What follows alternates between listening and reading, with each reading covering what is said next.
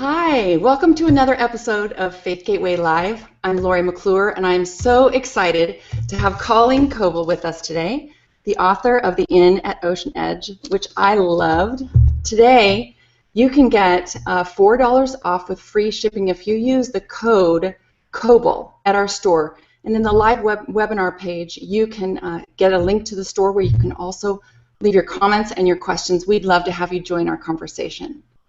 Colleen Coble has written she's written 55 novels. I thought today it was around 30. I was completely wrong. She is such a writer. She's got 55 novels, over 2 million in print. She writes romantic mysteries because she loves to see justice prevail. And she and her husband Dave live in Indiana. Colleen also is a coffee freak. She loves coffee and lobster rolls. Colleen, we are so happy to have you join us. Thank you so much. Thanks so much for having me, Lori. I've been so excited about this. It's fun to really get to speak to readers and to you. So thanks for having me. You bet. All right, let's talk about The Inn at Ocean's Edge. What inspired you to write this novel? There are always little bits of real life that kind of come into a novel story, the backstory of it. And with this particular one, it's a little piece of it, and I can't tell you which one because if readers haven't read it, then it's going to spoil it for them. But the seed that started this idea came from the life of my very dear friend Diane Hunt, who lost her battle with ovarian cancer about 1.5 years ago. But there's a very important piece of her life that kind of came into that. And I guess I can tell you that it has to do with a secret family. So that kind of was the springboard for coming up with the plot and the idea behind The Inn at Ocean's Edge. Yeah, you have so many twists and turns in this novel. You really had me. Generally, when I read a mystery, I think, okay, I think I know where this is going, and you completely fooled me at it. So well done. I loved it. It was wonderful. That's so great. I'm so glad I fooled you. I love to hear from readers who say that, oh, I didn't guess where that was coming from at all. Well, I was going to ask you, the characters in The Inn at Ocean's Edge, they find themselves in such dilemmas and they make snap decisions about other people. What can we learn from their situations in the story? I think we all do that. We make snap decisions, and then we kind of figure out that, hey, maybe we were wrong about this. And it's kind of a caution to the Bible even talks about how we should listen and think before we speak, and our words have repercussions, and it is always wise to really think things through. And my characters could have used a little more of that. Well, one of the things that I love about this novel is it has this, I mean, obviously there's a lot of drama going on, but it's in the setting of a sleepy town with a simpler lifestyle and kind of old-timey feel to it. Is that something that you look back on and wish you lived in a simpler time, or was life ever really simpler at all? There's challenges with even a simpler life. If we went back 100 years, I wouldn't have my dishwasher, and I wouldn't have my coffee brewer. I'd be cooking that coffee on a wood stove or something. So. There's good and bad, but sometimes it feels like we move at such a fast pace that it's hard to even connect sometimes with people. Even though we have this marvelous technology that we're actually using today, sometimes we can feel a little isolated because we don't have that face-to-face connection as much as we used to. But I will say that that sleepy town in Maine, it's still like that. When we went up there to do some research, I was just astonished at how much it was like stepping back in time to maybe the 1950s, and it was hard to find a coffee shop there. Let me tell you, that was a trauma. I had to go back to the house for coffee every day. All right, so let me ask you this: one of the things that I loved about the novel is how you weaved your spiritual life and their spiritual lives. It comes very naturally and not over Christianese language in it. What spiritual takeaway do you want your readers to come away with? Again, that was a little piece of my own life that got woven into that because I always wanted a sister. I have 3 brothers, love them dearly. I'm the oldest, and I mother them to death and still do that. I lost one of my brothers, but the 2 that are left, I still mother them relentlessly. But I always wanted a sister. And God provided that in Diane Hunt, my friend that I mentioned who lost her battle with ovarian cancer. And God does that. You know, we sometimes feel we're lacking in places or things that we wish we had had. Problems that we've seen come up in our lives, all of these things, you know, we can throw those up to God and say, oh, why did you allow this, or why wasn't this the way that I wanted? But we're sometimes not looking for the way that He answers prayers and gives us what we need. It's not necessarily always what we ask for at that time, but He always gives us what we need. And that's what happened with the characters in the Inn at Ocean's Edge, and that's what's happened in my own life. And I think any of us can look at our lives and see where God has filled in the missing places that we all have. You are so right about that. Okay, the second that I finished this novel, I wanted to read book number 2. So can you give us a little hint about what's coming in the Sunset Cove series next? Just a tidbit. Yeah. Next up is Mermaid Moon, and my protagonist, Mallory, receives a phone call from her father, and she realizes that he's dying, as he's called her. And she hasn't been back to Folly Shoals ever since she left after a fall from grace, so to speak. And she felt like she caused her mother's death. And her father says something about, find your mother. Well, as far as, you know, her mother died, and it was her fault. And so she has to go back to Folly Shoals and figure out what he was talking about, what happened to him.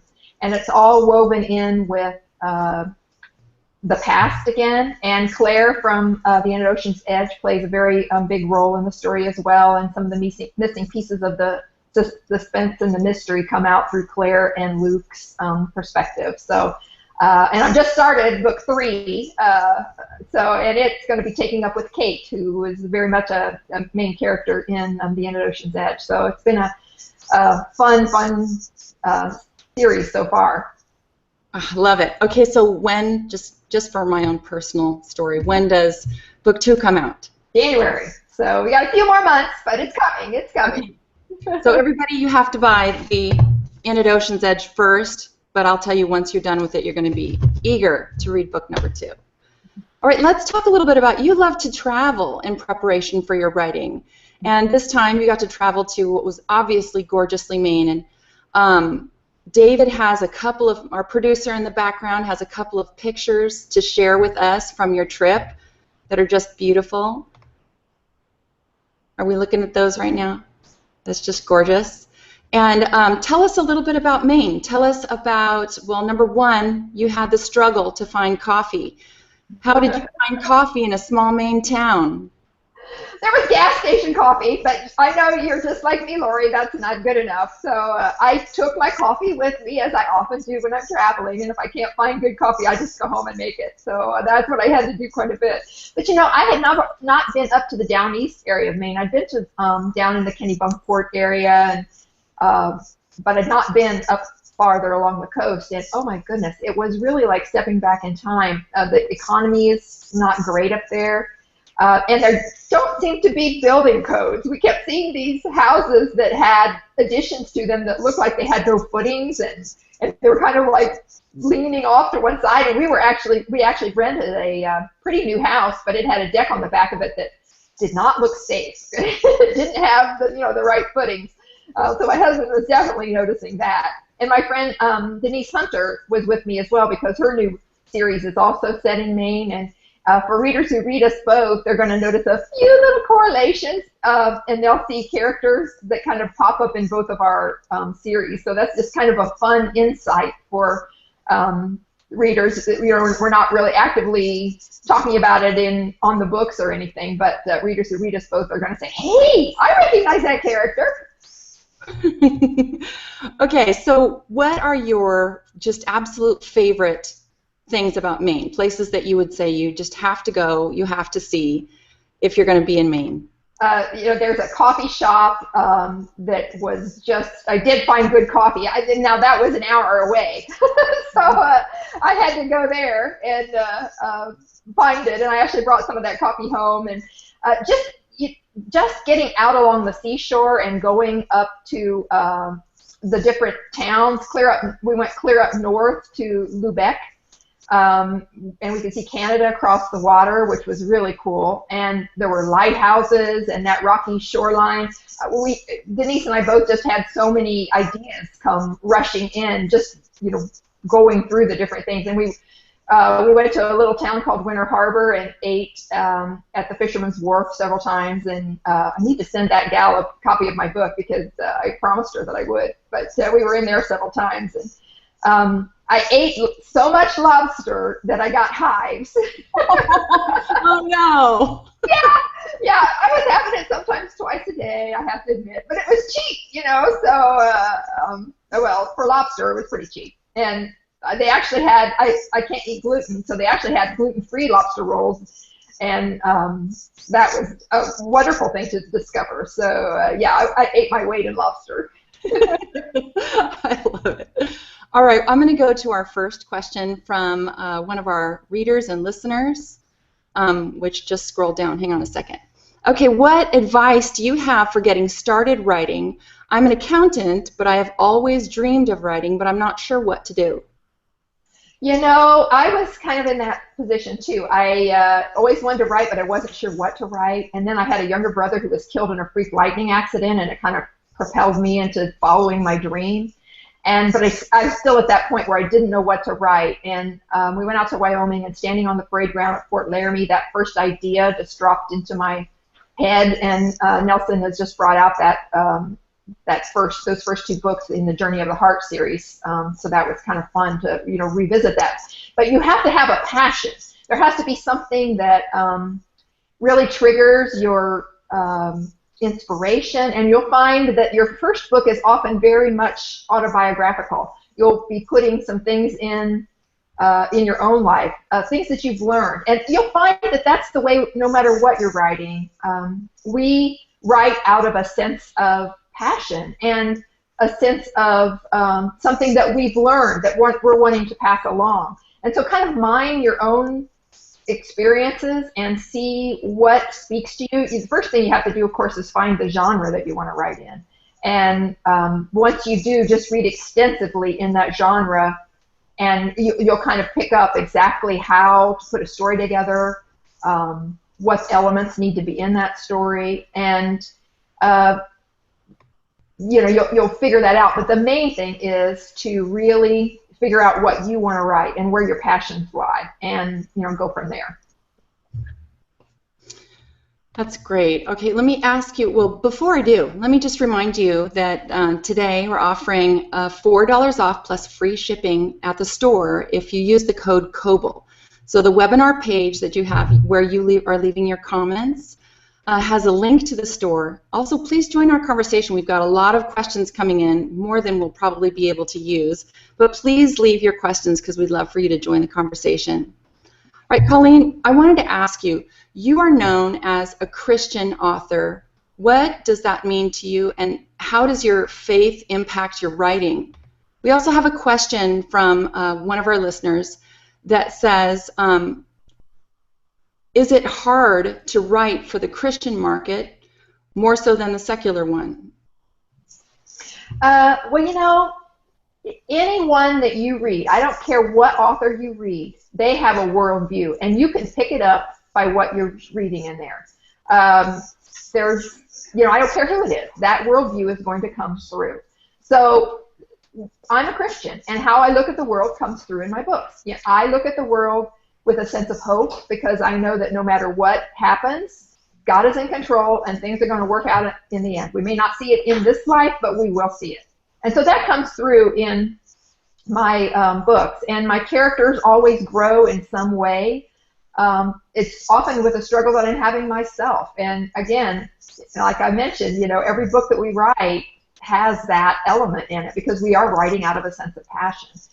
And it is not harder to write for the Christian market. It's just different.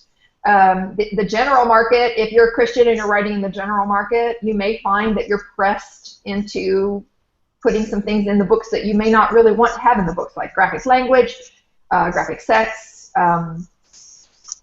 things like that. And in fact, that's how some writers came to the Christian market, because there was so much pressure on them to put in things they didn't really want to put in. Terry Blackstock's an example, Robin Lee Hatcher, Francine Rivers. Some of the names that you've all read, that's how they ended up in Christian fiction or Christian writing.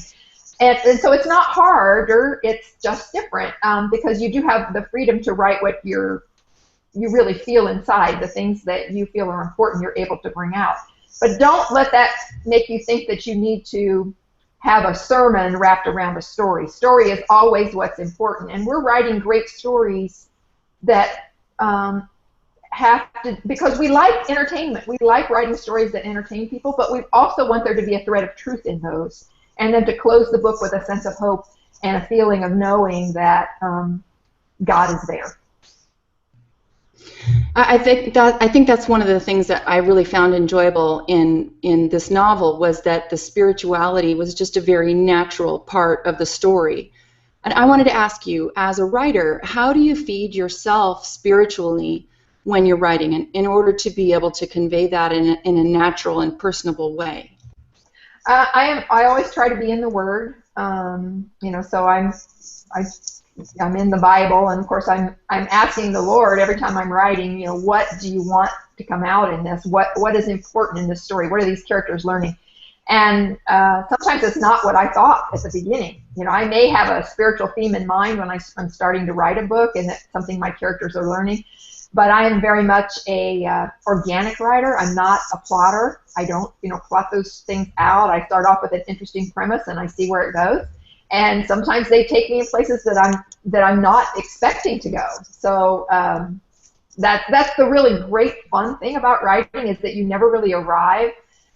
There's always something new to learn and new ways to do things, and an exciting journey that the reader or that the writer or the characters are taking me on. So that's what's really fun.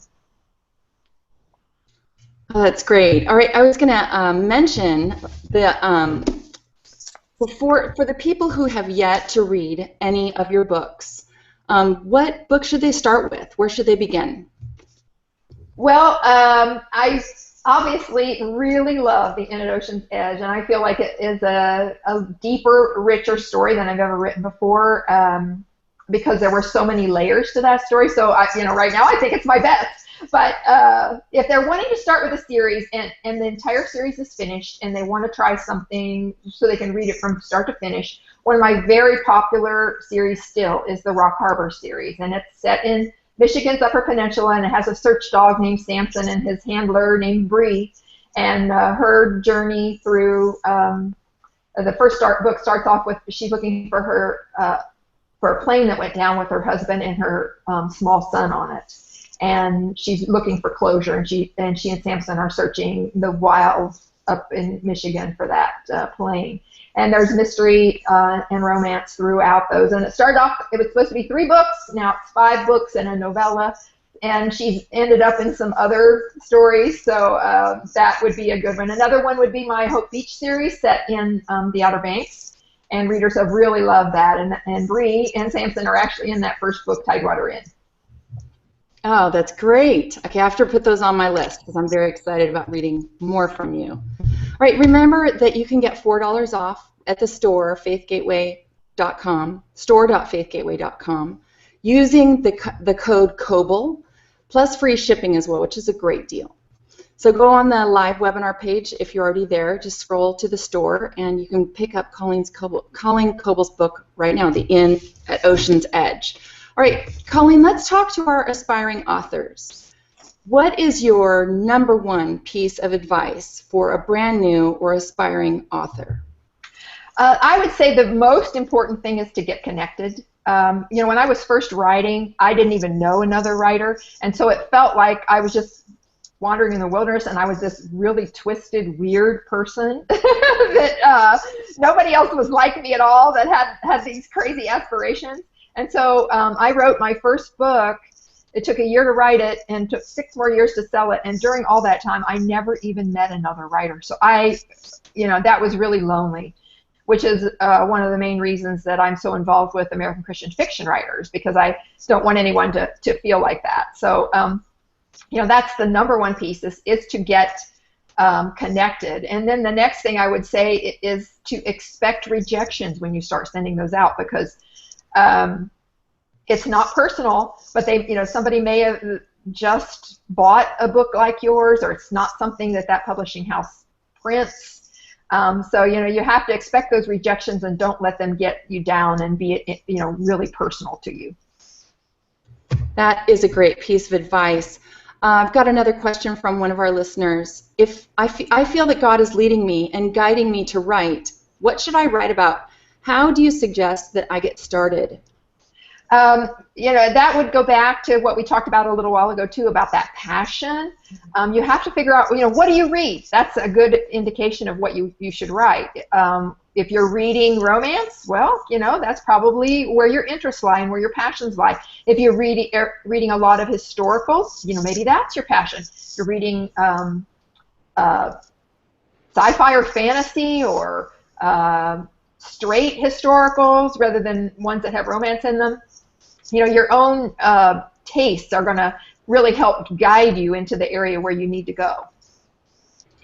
Okay, so another question that keeps popping up here is, how do you handle writer's block, the bane of every author's existence? What do you do with that? I don't have writer's block. People ask me that question. I have so many ideas I hardly know where to go. I'm not sure which one's going to go first.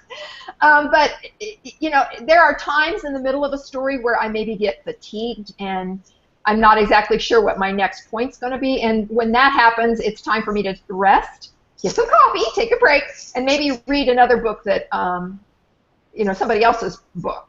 Because I really recharge by reading novels, and I'm always reading, always, always, always reading. So that really helps me, and maybe that's why I don't get writer's block, because I know a lot of writers who don't read while they're writing, and to me that depletes me if I'm not in the middle of fiction, reading somebody that I feel is better than me, that I can aspire to. So that's really important. I can see how that would be. When let's say you just wrap up a novel and it's going to your editor, it's going to publishing, what do you do during that time? Do you take a break, rest your mind, or what is it that you suggest for aspiring authors to do at that point? That is what I do. I take a break and I just read. I'll read a book a day during that period. And I'm just totally immersed in writing, and I'll often read a book on craft. I'm always reading a book on craft because I want to be even better. I want the next book to go to a bigger, better level, and so I'm always aspiring to do something deeper. So you mentioned in your top 10 essentials that every aspiring writer should know that you read excessively in the genre that you want to write, and you also read books on craft, I'm trying to say. What are some books that you would suggest that aspiring authors read about the writing craft? There are two, really, that when people ask me about, I always recommend. One is Writing the Breakout Novel by Donald Moss. He's a well-known general market agent, and he's got some great advice on how to craft a book that can't be put down. And another one is by James Scott Bell. Jim has several books. Plot and Structure is the first one, and I think probably the best one for aspiring writers. But that one is excellent. And another one that he's written is Write Your Book from the Middle. And I actually read that just before I wrote The Inn at Ocean's Edge, and it made that book so easy to write because I knew exactly what had to happen in the middle, and I wrote toward that. And then from that point, I knew what had to happen to the end, and I wrote to the end. Oh, that's so interesting. I know there are a bunch of different styles to write. What do you suggest? Start that one starting from the middle, or are there other ways that you write as well? One thing I always like to mention is that there is no one right way to write. And I hear people say that all the time. Oh, you must plot. Oh, you must not plot. Oh, you must do this. You must do that. And, we are all wired differently. God created us differently, and that's wonderful. So try some different things. Try Jim's method of, the plot and structure, where his is very structured and plotted out. Try not writing, start with an interesting, or not plotting, start with an interesting premise and see where you go. See what works for you, because there is no one right way. For me, I am an organic writer, and I just start with that interesting premise and see where it's going to go. I know a few signposts along the way. Like I knew what Claire had to realize at the midway point in The Inn at Ocean's Edge, but that was about all I knew. And when I first got started writing that book, and in most of my books, I might add, I often don't even know who the villain is. I'll lay down several rabbit trails and see where they go and see what is going to work for the novel. So writing that way for some people would give them hives. You know, they absolutely could not do it that way. They need the structure. And that's okay. We are all wired differently. Well, one of the things that you mentioned that I thought was so interesting, and I wanted to get your feedback on it, like when you're writing something, do you flesh out ideas or bounce ideas off another person, or do you do that all organically by yourself?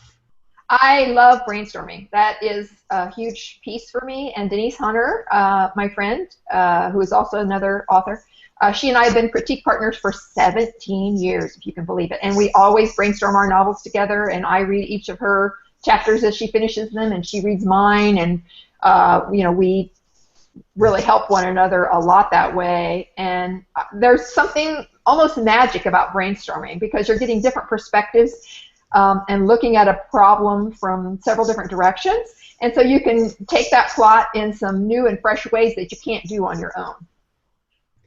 That's what I would think. I think that's such a great idea to have somebody who can give you thoughts and ideas, and you can bounce your ideas off of them, and it's a mutual relationship. So I think that's just fantastic. Okay, I have to ask you this, which a viewer asked as well. Do your friends or family ever ask you if maybe a character is patterned loosely on them? Yes, they do ask me that, and actually Claire in The Inn at Ocean's Edge is loosely patterned on my niece Briley, so her appearance in particular. So sometimes I do that, not very often though. I find that it's too constricting if I'm really trying to write a fresh story. I don't really want to have somebody else in mind. I want that character to be able to tell me who they are and to go in the direction that they need to go. But I will say that my family knows nothing is sacred. Whatever they do may and probably will end up in a book. When my son got a Harley, I ended up having a Harley riding hero in one of the stories. When the kids started scuba diving, I was writing the Aloha Reef series set in Hawaii, and we definitely had some scuba diving in that series. So the kids know, you know, it's just fodder for the grist mill there. I understand. I'm a pastor's kid, and you knew that you could be hearing all kinds of things about yourself. Other people would suddenly be privy to as well. Yes. All right. Another question from one of our viewers. Do you know things about the whole series before you begin, or do you write book by book? I write book by book. Yeah, I write book by book. I mean, I don't even know a whole lot about what's going on in the first book, so let alone the rest of the series. Okay, we have another question as well. I've written a book, nonfiction, which is pretty much good to be published now. What's next? Move on to the next book. It's super important not to get wrapped up in that book, that it's all going to go that way, and you know, you don't get so invested in that story that it has to be published. Move on to the next one. Mm-hmm. What about the process of editing? I mean, when you are done with the book, do you just hand it off, or what do you do from there? It's already been edited by my critique partner, Denise Hunter. But then from there, it goes to my two editors, Amanda Bostic and then Julie Swartzberg. And the editing process is huge. When someone says that the book is ready, it's not ready till it's been edited. It just isn't. Editing takes a book to a new level, and that's actually my favorite part of the process. And my editors just laugh because I'm always so excited when I get their letter on how to make the book better. That's just really important. And if you don't have an editor yet, hire one. That is great recommendation. All right, we are going to have to wrap up really quickly pretty soon, but I want to ask you a couple more questions. This is from one of our viewers as well. What time and how many hours a day do you write, and do you write every day? I write 5 days a week usually, and I'm usually at my computer by around 9 o'clock and with my coffee in hand. And I may tend to emails first and ACFW business, and then I plunge into writing, and I when I'm actively, really trying to get the words down to get the book done on deadline, I sit there in my chair until the 2 scenes that I have planned to write that day are done. And some days it might only take 3 or 4 hours. Some days it may take me till 9 o'clock at night. It just depends on how that scene is going. Those scenes are going, and so whatever it takes, that's what I do. All right, I have to ask this question for myself too. Who are some of your favorite authors, Christian and secular? Who would you recommend? Denise Hunter, of course. I love her romances. They're wonderful. I read Terry Blackstock, Lynette Eason. I'm reading Lynette's new one right now that's not out and is just fabulous. So I read, again, in the genre that I write. I love to write read the mysteries. So I read that a lot. And then in secular, you're going to laugh and you're going to say, okay, I don't think I like her anymore probably. But my favorite secular novelist is Stephen King. And that always surprises people. That always shocks them. But I've learned so much about writing from him because he writes character like nobody. And you can tell when you're reading him that he has a struggle really between good and evil and God and Satan going on, even in his own heart. He's not quite settled on where he's coming down on things, and it's just interesting. But he's a really good writer.